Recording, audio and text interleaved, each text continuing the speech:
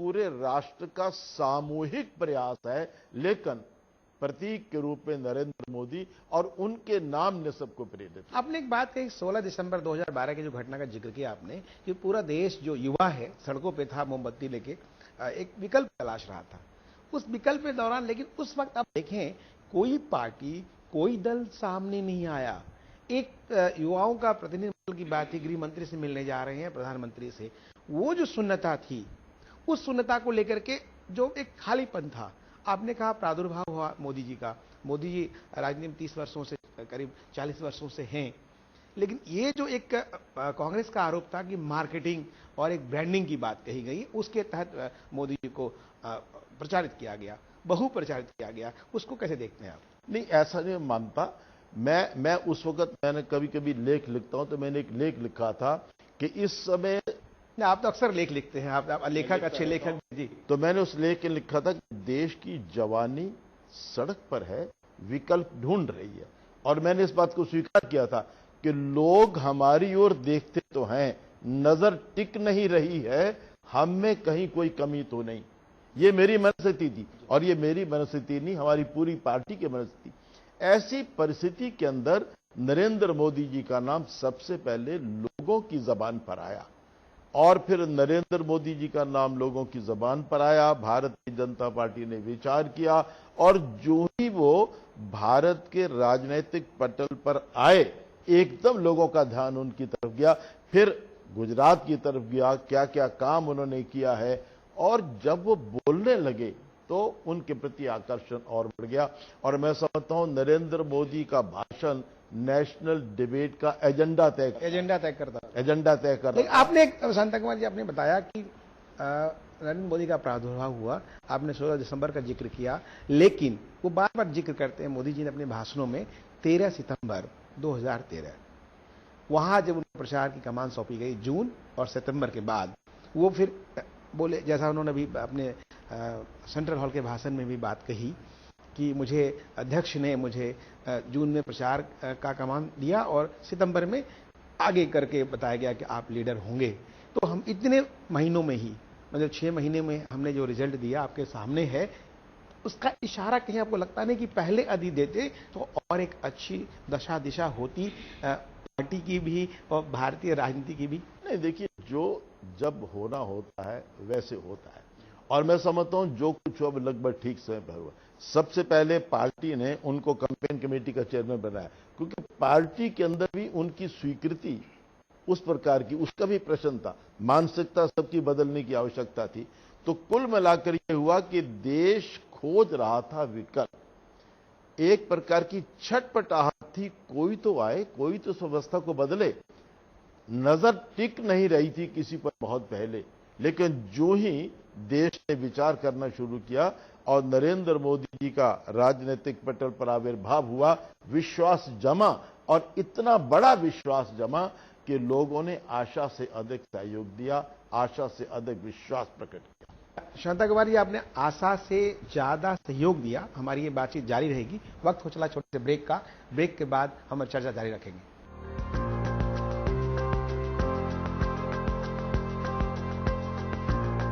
मेरा भरोसा है केश किंग आयुर्वेदिक तेल, जो बना है 16 खास आयुर्वेदिक तत्वों से। केश किंग रखे मेरे बालों का ख्याल और बनाए उन्हें लंबा, काला और घना। Kesh King, the king of hair oils.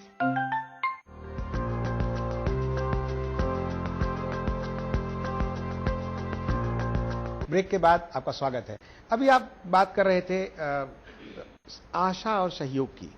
आशा और सहयोग के तहत आपको कितना लगता है भाजपा और राष्ट्रीय स्वयंसेवक संघ, यदि राष्ट्रीय स्वयंसेवक संघ की मदद नहीं होती, सहयोग नहीं होता, तो ये जो आशा है ये कहीं एक परिणाम में तब्दील होता? देखिए, भारतीय जनता पार्टी के अलावा राष्ट्रीय स्वयंसेवक संघ का सक्रिय सहयोग, स्वामी रामदेव जी के संगठन का सक्रिय सहयोग, इसके अतिरिक्त और भी बहुत सी सांस्कृतिक संस्थाएं, उन सब का सहयोग न होता तो निश्चित रूप से कभी रहे ये परिणाम नहीं आता। हाँ, ये परिणाम ना आते। ये सारे परिणाम आने में सबका सहयोग। इतना ही नहीं, मैं आपको एक और बता पाऊं कि मैंने भारत का हर चुनाव या लड़ा है या लड़ाया। 1952 के पहले चुनाव में 19-20 साल की आयु में एक साधारण कार्यकर्ता के रूप में घूमा। आपने पंच का चुनाव लड़ा, पंच से लेकर विधायक, कोई भी ऐसी व्यवस्था नहीं है जहां आप नहीं लड़े। लगभग 12 चुनाव लड़े मैंने आज तक। ये पहली बार हुआ कि मुझे लगभग 15-20 लोगों के फोन आए, कुछ ने नाम बताया, कुछ ने नाम नहीं बताया। उन्होंने कहा हमारा पूरा परिवार कांग्रेस के साथ है, हम आपका विरोध करते हैं, आपको वोट नहीं देते थे, इस बार आपको वोट देने को दिल कर रहा है। यानी एक महिला सरकारी कर्मचारी, नाम आज तक उसने बताया नहीं, 3 बार फोन किया। कहते हम अपने परिवार के लोग जब खाना खाने बैठते हैं तो बच्चे तक कहते हैं कि भाई जिंदगी भर कांग्रेस को समर्थन देते रहे, इस बार देश की परिस्थिति ऐसी है, मेरा नाम लेके उनको वोट देना चाहिए। तब मैंने अपने कार्यकर्ताओं को कहा कि इस बार चुनाव परिणाम में चमत्कार होगा। ये पहली बार हुआ। तो वो मतदाता जो कांग्रेस के साथ तो था लेकिन देश के बारे में भी सोचता था, उस मतदाता ने कांग्रेस को वोट देने की बजाय हमको वोट दिया। देख, कांग्रेस का जो ट्रेडिशनल वोटर था वो भी टूटा, वो शिफ्ट हुआ, मतलब वो भी शिफ्ट हुआ। शिफ्ट इसलिए हुआ कि सारे देश की जो परिस्थिति उसने देखी, महंगाई है, भ्रष्टाचार है, तो एक बहुत बड़ी बात थी जो मैंने अपने राजनीतिक जीवन में पहली बार देखी। ये जो चमत्कार है, ऐसा लगता है कि जो पहले चुनाव थे, जो आज तक की जो भारतीय राजनीति थी, कांग्रेस और उनके विरोधी, अब लगता है कि अब जो केंद्रित हो रही है, अडवाणी जी भी कई अपने भाषणों में जिक्र किया, आपने भी जिक्र किया, मोदी जी ने भी जिक्र किया है, ये ध्रुवीकरण के तहत जो एक शब्द आया कि भाजपा बनाम ऑल। अब लगता है कि आने वाली परिस्थितियां जो है, भाजपा केंद्र बिंदु होगी विरोध की और बाकी सब दल अलग अलग होंगे। देखिए, लोगों ने एक दल को पूर्ण बहुमत देख करके ये कहा है कि अब आपके पास कोई बहाना नहीं है, अब परफॉर्म करके बताओ। मैं इसको भारतीय मतदाता की परिपक्वता समझता हूं। इतना बड़ा समर्थन हमारे लिए चुनौती भी है। इतनी बड़ी आशा विश्वास लोगों का है तो उसको हमें पूरा करना होगा, क्योंकि यदि उसमें कोई कमी रहेगी तो निराशा भी उसी अनुपात में सबसे अधिक होगी। बहुत अच्छी बात है, हमको परीक्षा में डाल दिया और मुझे पूरा विश्वास है नरेंद्र मोदी जी की अध्यक्षता में हम उस परीक्षा में आगे आएंगे। आपने परीक्षा की बात कही, परीक्षा के साथ साथ चुनौतियां भी हैं, चुनौतियां के बाद प्राथमिकताएं होंगे। तो अब सबसे पहले आपको मोदी सरकार, जिसे कहा गया भाजपा सरकार नहीं, मोदी सरकार की अगली चुनौतियां, जो आने वाली चुनौतियां हैं 5, कौन कौन सी चुनौतियां लगती है इस पर कि काम करना पड़ेगा? देखिए, सबसे बड़ी चुनौती तो यह है कि जो देश की परिस्थिति आज है, सोने की चिड़िया कहा जाने वाला जो देश था, वो दुनिया में सबसे अधिक भूखे लोग भारत में रहते हैं, कुपोषण से मरने वाले बच्चों की संख्या सबसे अधिक भारत है, और कभी विश्व गुरु कहा जाने वाला भारत, उसके लिए ट्रांसपेरेंसी इंटरनेशनल ने कहा कि सबसे भ्रष्ट देशों में भारत है। तो इस तस्वीर को बदलना जो है, इस तस्वीर को बदलना है, ये सबसे बड़ी चुनौती है। और स्वामी अपने नरेंद्र मोदी जी ने उस दिन बहुत ठीक कहा कि देश के गरीबों को समर्पित है हमारी सरकार, क्योंकि ये बहुत दुर्भाग्य की बात है। स्वामी विवेकानंद से लेकर के सारे महापुरुष कहते रहे, गरीब गांव का उसका उत्थान करो। अंत्योदय कार्यक्रम, गांधी जी ने अंत्योदय की बात की, स्वामी विवेकानंद से आगे जाकर के उन्होंने कहा आने वाले कुछ वर्षों के लिए देवी देवताओं को भूल जाओ, गांव का गरीब तुम्हारा देवता है।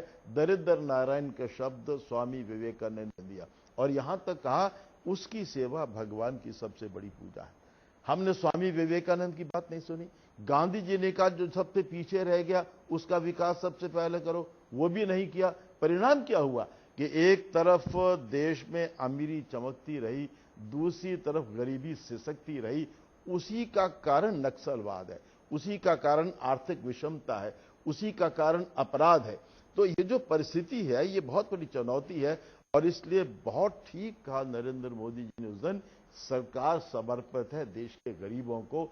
हमें अंत्योदय की भावना से काम करना होगा। सबसे पहले सबसे नीचे सबसे पीछे रहे व्यक्ति के पास जाना होगा, उसका उत्थान सबसे पहले, उसका उत्थान सबसे अधिक करेंगे, वो ऊपर आएगा तो समाज भी ऊपर आएगा। आपको लगता है कि ऊपर आने की जो अंत्योदय की बात है, गरीबी रेखा की जो बात कही गई, गरीबी हटाओ की बात कही गई, आपने कहा कि गरीबी सशक्ति रही, अमीरी चमकती रही, तो इसमें अभी देखें आप लोकसभा का जो अभी जीत के लोग आए हैं, करीब बीजेपी में 200 से ज्यादा जो सांसद हैं करोड़पति हैं, मतलब करोड़ की जो भी राशि है उससे आगे हैं। तो उस स्थिति में जिन्होंने पैसे कमाए, जिनको पैसे की भूख रही या किसी न किसी कारण से अमीर बने, उसके दौरान में वो लगता है कि गरीब के प्रति उतने लॉयल होंगे काम करने को लेकर के, चाहे सरकार किसी की हो। देखिए, प्रश्न उन व्यक्तियों का नहीं है, प्रश्न यह है कि आगे की व्यवस्था क्या होती है, मानसिकता क्या होती है। मैं ये समझता हूं कि भारत सरकार की योजनाएं पहले भी इतनी अधिक थी, यदि उन योजनाओं का ठीक प्रकार से उनको लागू किया होता तो गरीबी एक हद तक दूर हो गई होती। अंत्योदय की भावना से यदि हम काम करें तो जो बजट का पैसा, जो योजनाएं जो है वो सबसे पहले नीचे से प्रारंभ करें। मैं 77 में मुख्यमंत्री बना था, अंत्योदय योजना शुरू की थी, 1 लाख गरीब परिवार चुने थे, और मैंने जब योजना आयोग को कहा कि एक नया पैसा खर्च किए बिना 1 वर्ष में 10% परिवार गरीबी की रेखा से ऊपर आ गए, तो योजना आयोग हारे होंगे। मैंने कुछ नहीं किया, इतना क्या कि योजना है, इम्प्लीमेंट करवाया। नहीं, उसको इम्प्लीमेंट नीचे से किया। अब देखिए, मान लो 15% रिजर्वेशन हरिजन भाइयों को है, लेकिन अगर 15% ऊपर के हरिजन के लोग ले जाएंगे तो नीचे का गरीब तो गरीब रहेगा। मैंने कहा कि उनको उतना ही देगा जितना देते हैं। तकवार जी, आपने आरक्षण की बात नीचे से शुरू हो, नहीं, मैंने कुल बातें, सरकार की वेलफेयर की जितनी योजनाएं हैं उनमें बहुत पैसा, 40,000 करोड़ रुपया तो गरीबी उन्मूलन के लिए खर्च होता है। गरीबी उससे मिटती नहीं, क्योंकि 40,000 रुपया खर्च कैसा होता है सबका। मैं ये समझता हूं कि सबका विकास नहीं, सबका विकास, लेकिन सबसे पहले नीचे के व्यक्ति का विकास, ये अंत्योदय की भावना है। और हमने अपने भारतीय जनता पार्टी ने अपने एक रेजोल्यूशन में अंत्योदय के लिए अपनी कमिटमेंट जाहिर की है। सबका विकास करते रहेंगे तो ऊपर का व्यक्ति सबसे ज्यादा फायदा उठाया जाएगा, नीचे के व्यक्ति, मतलब मोदी जी का जो फार्मूला है सबका साथ सबका विकास, अब सहमत नहीं है। नहीं, बिल्कुल, लेकिन उन्होंने अंत्योदय भी कहा ना, उन्होंने अपने भाषण में अंत्योदय की बात की, सबका विकास सबके साथ, लेकिन अंत्योदय की भावना के साथ, और गरीबों को समर्पित है ये सरकार। तो उन्होंने स्पष्ट कर दिया अपनी सारी नीति। एक बात आई सामने, अभी आपने बात कही 15% जो आरक्षण की बात आई, ये बार बार जो होता है, इस बार का चुनाव जाति भेद क्षेत्रवाद सबको धो करके अलग कर दी, ये बात अलग है। दूसरा सवाल उसमें भी है कि कोई मुसलमान भाजपा से नहीं आया जीत करके, एलाइज में आए। तो पहला सवाल जो हमारा है कि आरक्षण को लेकर के आपकी क्या सोच है, क्या आर्थिक आधार पर आरक्षण होना चाहिए या आरक्षण का जो प्रावधान चला आ रहा है आजादी के बाद उसको समाप्त करना चाहिए? देखिए, आरक्षण जो चल रहा है उसका तो कारण ये रहा कि सामाजिक दृष्टि से जो लोग पिछड़े थे, तो जब तक सामाजिक रूप से वो आगे नहीं आते तब तक तो आरक्षण चलता रहना चाहिए, लेकिन समय तो सीमा फिक्स होगी। संविधान आपने देखा होगा, पढ़ा होगा कि 10 साल के लिए प्रावधान किया गया, पहले सीमा तय की थी, 10 साल, वो 10 साल का 60 साल हो गया। इन सवालों पर दोबारा फिर से विचार किया जा सकता है, लेकिन देश का गरीब किसी भी जाति का हो, उसके प्रति पूरी की पूरी सरकार की योजनाओं को समर्पित करना होगा। आपको लगता है कि आपकी जो नई सरकार है, पहली बार भाजपा को जो सिंगल मेजोरिटी मिली है, अपने दम पे जो बहुमत मिला है, उसमें ऐसा कुछ प्रावधान करेंगे जिसे आरक्षण का लाभ जाति आधार पर ना हो, आर्थिक आधार पर हो? देखिए, आरक्षण एक छोटा सा सवाल है। सरकार की जितनी वेलफेयर की योजनाएं हैं, उन योजनाओं को अगर हम अंत्योदय की भावना से प्रेरित करें तो सबसे नीचे के गरीब को उसका लाभ हो सकता है, और नीचे के गरीब को लाभ होगा। गरीब ऊपर उठेगा तो पूरा समाज ऊपर उठ जाएगा। शांता कुमारी जी, हमारी चर्चा जारी रहेगी। वक्त हो चला छोटे से ब्रेक का, ब्रेक के बाद हम चर्चा जारी रखें।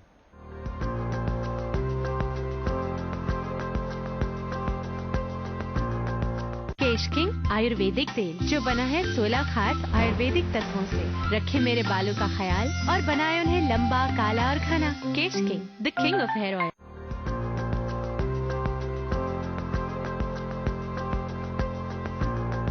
ब्रेक के बाद आपका स्वागत है। अभी हम लोग चर्चा कर रहे थे, जो आरक्षण की बात कर रहे थे और जो अंत्योदय की बात आपने कही।